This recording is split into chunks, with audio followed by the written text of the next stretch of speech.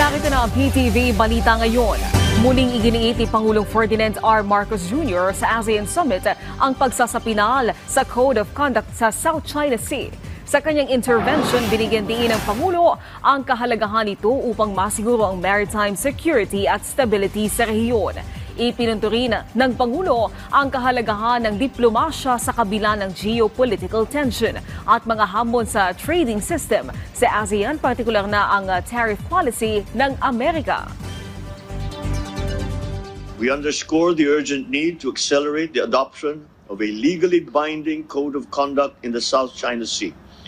This to safeguard maritime rights, promote stability, and prevent miscalculations at sea. Sisimulan na ng pamahalaan sa June 13 ang paghahanda o preparatory works para sa isasagawang rehabilitasyon ng EDSA. Sa isang press conference, inilatag ng DOTR, DPWH at MMDA ang mga hakbang upang masiguro na magiging ligtas at maayos ang daloy ng trapiko. Kabilang sa mga ito ang pagbibigay ng libreng toll sa bahagi ng Skyway Stage 3, pagdadagdag ng tren at 100 bus units or bus units, clearing operations sa alternate routes at pagpapatupad ng odd-even scheme.